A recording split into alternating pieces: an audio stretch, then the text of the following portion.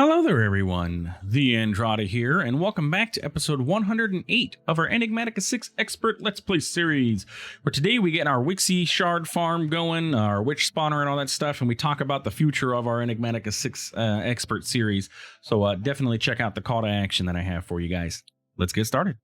Welcome back, my friends, to another wonderful day here in the world of TheAndrata, where today we are going to continue working on our spawner over in our now renamed mob tower.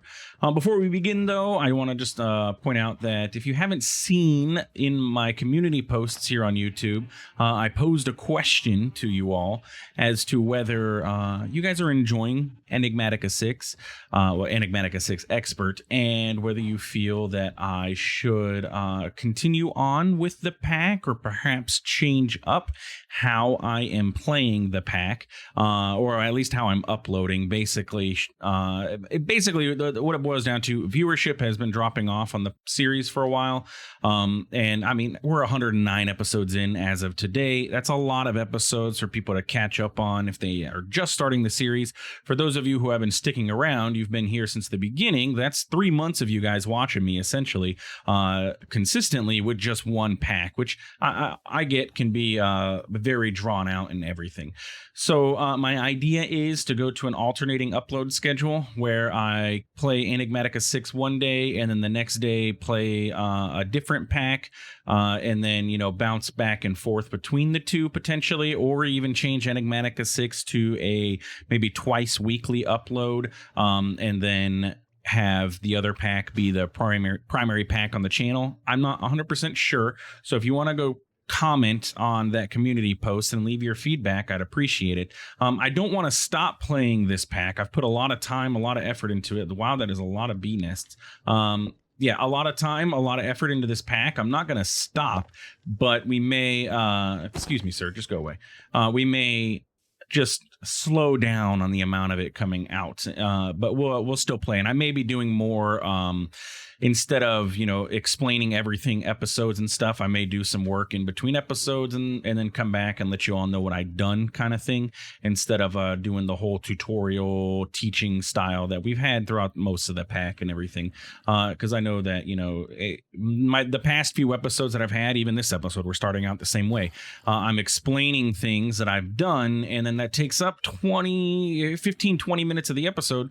So then we really only have 10 minutes to start diving into new stuff, which means I got to finish it off camera or anything like that. And yeah, it's not, we've kind of gotten into this little rut where I'm doing more work off camera than I am on camera with you guys, and then just coming back and explaining what I've done. So we may just start doing like recap episodes, I guess you could say, where I play, I do what I got to do in the pack, and then I come back, explain what I've done, and then we move on from there and, you know, keep going.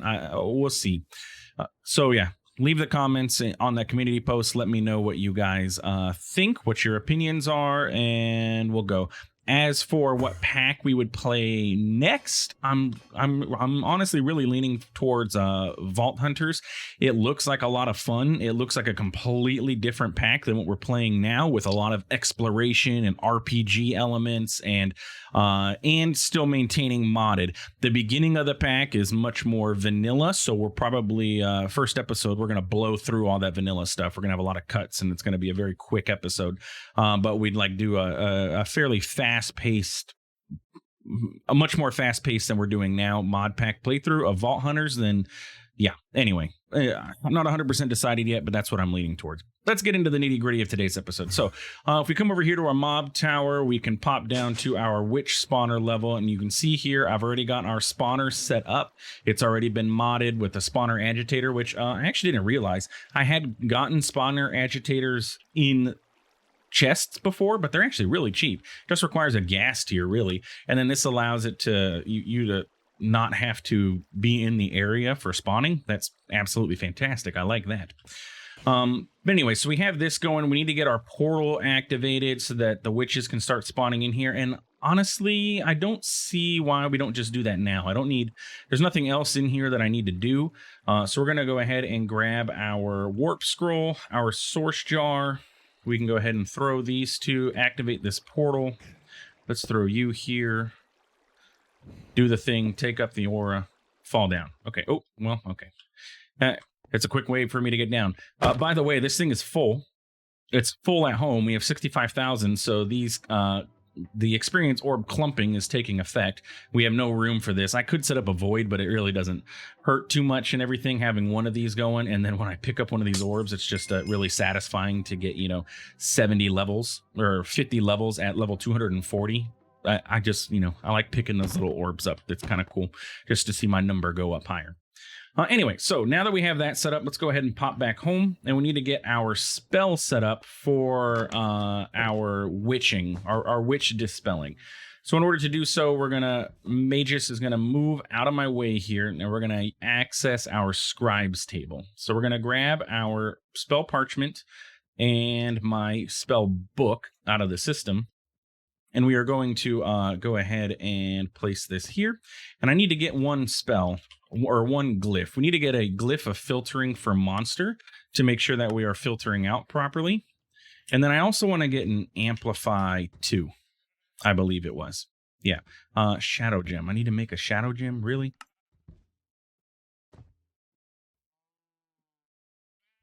All right. Let's pop over to the Undergarden. Get a shadow gem cooked up. There we go. Automating this is going to be a pain to do. I'm going to mention in just a second, I did figure out how we can automate the cooking pot that we had talked about a couple episodes ago. Basically, just request stacks. It was mentioned in the comments multiple times that is probably the best way to do so. So my recipe here, 69, nice. If I request one of these, I'm actually going to make 64. And so it's going to put 2 stacks of gold, 1 stack of enchanted ash, and it fills out all the slots and it does it properly.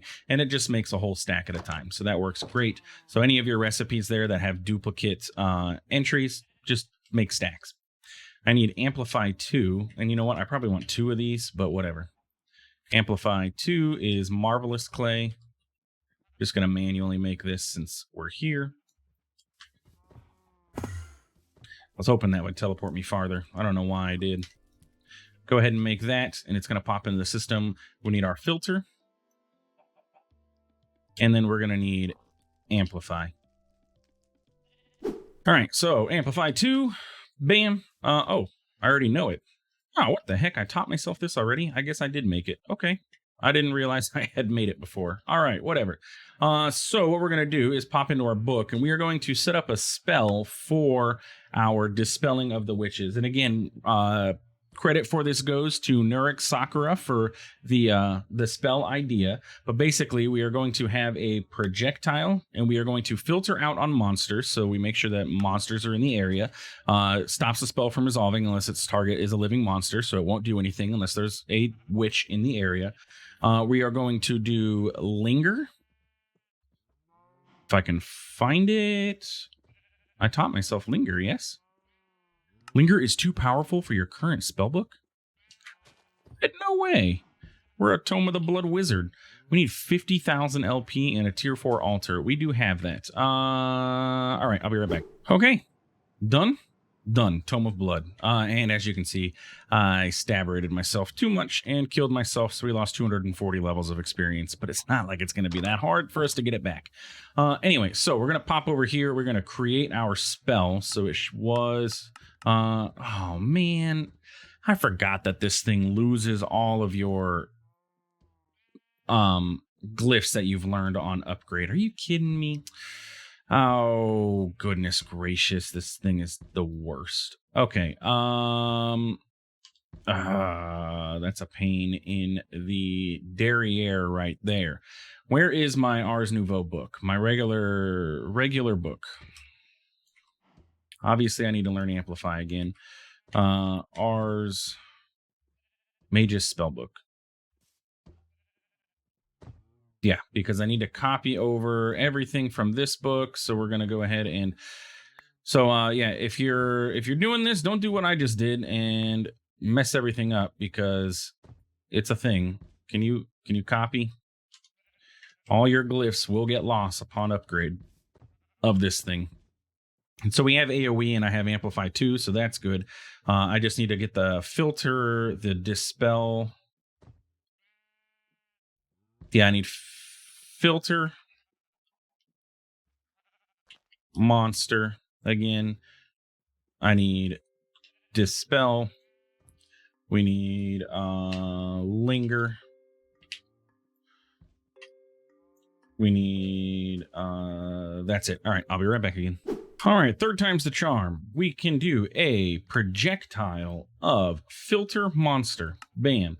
And then we are going to have it linger. We are going to have it AoE. We are going to have it harm, amplify 2, and then dispel. So what's going to happen is it's going to shoot out a projectile that if a monster is in the area, it will linger. So that projectile is going to stay in the area, and it's going to do an AoE of harm. So this is just going to keep an AoE of harm lingering in the area with an amplify 2, so it does more damage, and then it will dispel. So it should damage them enough to get to them to below half health, and then dispel, and then bam, we're good to go. So we're going to create that. We're going to go ahead and throw our spell parchment down, and then we are going to shift right click, and so now this has that spell, right? Right. Perfect. We're going to pop over to our mob tower. We are going to go ahead and get down to the bottom. Bam. Probably should just get some water on top of this. Bam. That way they fall down too. Bam. Perfect. Okay, so what we're going to do, I think what I want to do is put this up top here. If I put it here, the AoE that we have works in a 3x3, and so if it shoots a witch here, I don't know if it's going to get any witches back here. So if I put it up top and let it shoot down onto this, I think that's going to be our best option, and I think it's going to look kind of cool too to do. So we'll go ahead and get this. And so what we have here is a enchanted spell turret.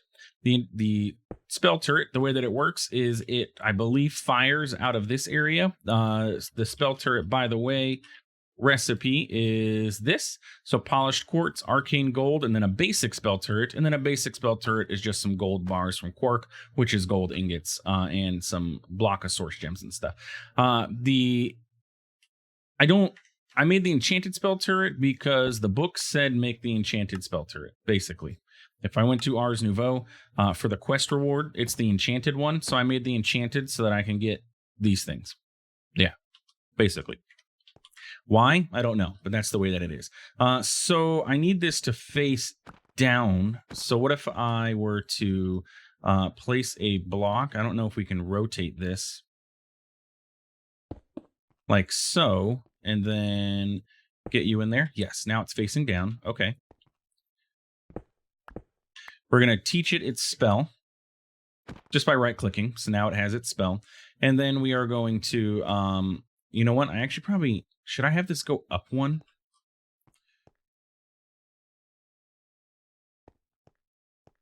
I'm going to have to, no, we can get a redstone signal on top of this. Yeah, that'll be fun.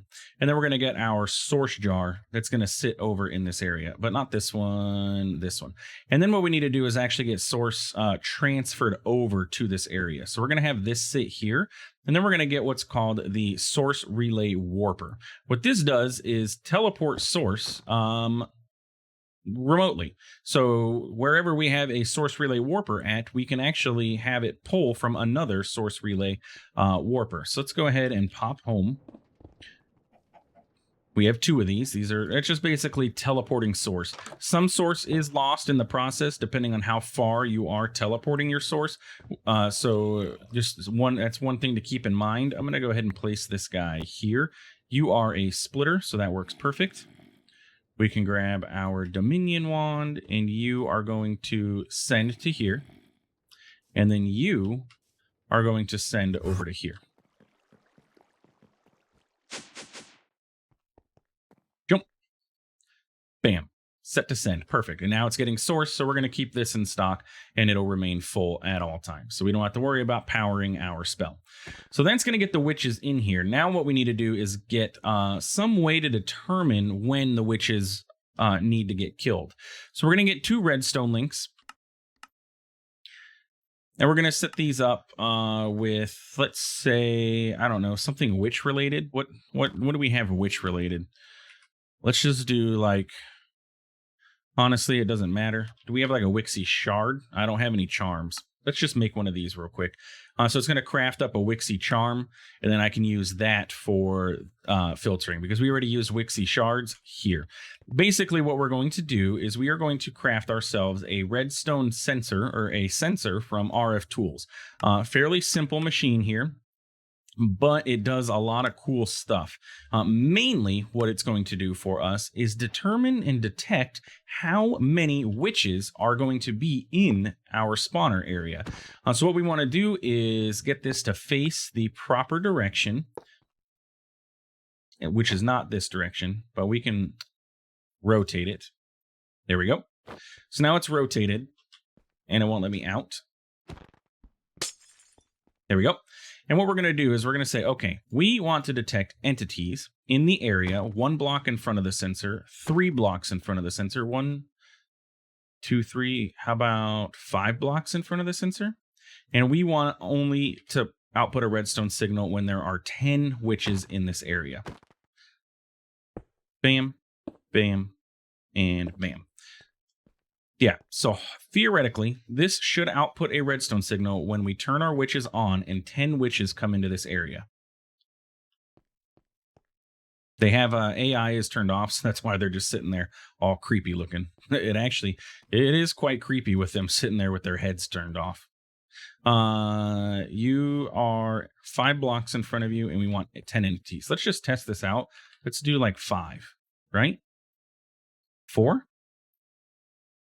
3.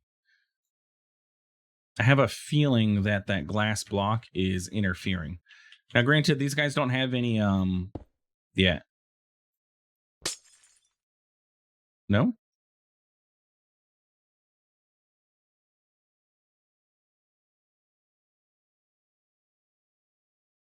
Hostile mobs? Yeah, why you no go? Maybe it's that way? Yeah, there we go. Okay, so it is. It detects from this direction, flows out, so now this will be on. Okay, perfect. So we want again, we want 10 witches in this area. So we still don't have 10. We'll do 5. We'll let this thing run when there's 5 witches. Okay? So the witches are going to come in. They are going to spawn. We are going to get our redstone link. There we go. With our Wixie. And we're going to say, okay, sir, you're going to operate when we give you a redstone signal, which is going to be in just a moment. Place this down. Wixie charm. And then we should be able to put this right here, Wixie charm, and then set it to output. And then it should do the thing. Bam. And since there's monsters in front of it, it's going to keep running until this redstone signal turns off, and then we don't have to worry about it anymore. Right? You run out of source. Nope, you're doing good.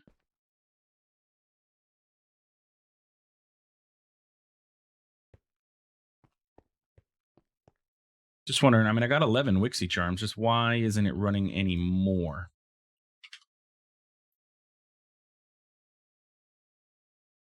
And I feel like there's 10 of them in there.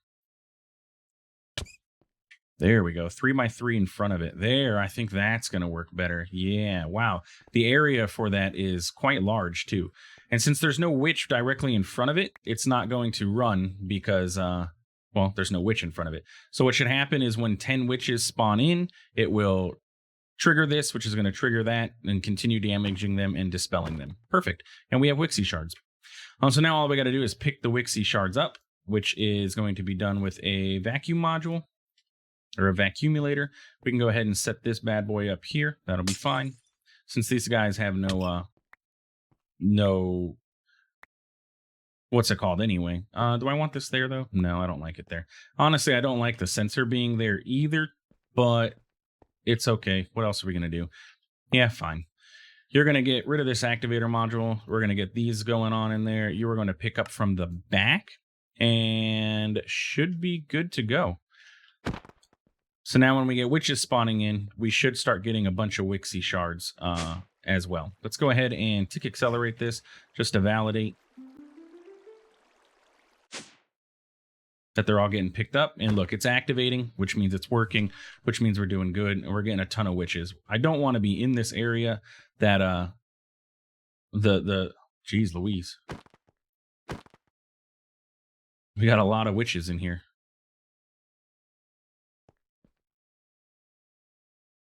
Yeah, there's so many witches in there. We're getting a cramming issue.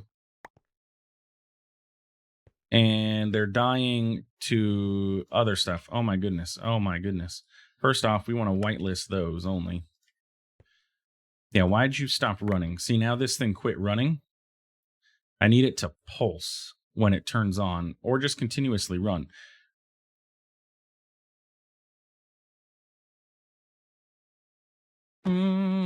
Is that, what about an industrial? There's the industrial entity detector. This thing, control shift, a small device that observes a defined volume and emits a redstone signal if it sees an entity 2 blocks above and below, and range in front and left. Range can be configured. Yeah,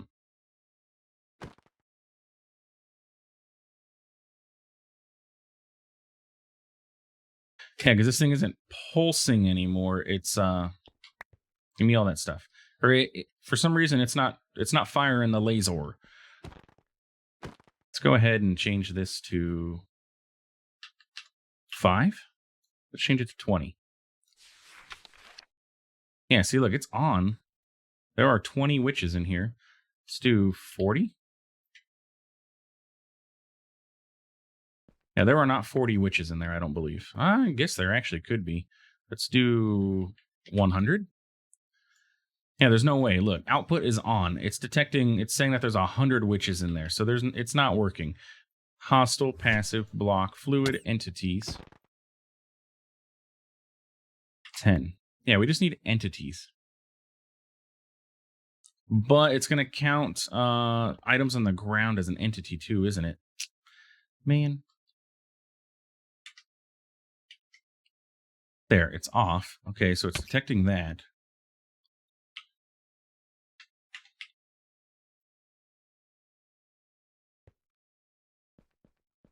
All right, I'm going to play around with this and figure out what's going on. But hey, you know what? We got 57 Wixie Shards, so we're doing pretty good Wixie Shard wise.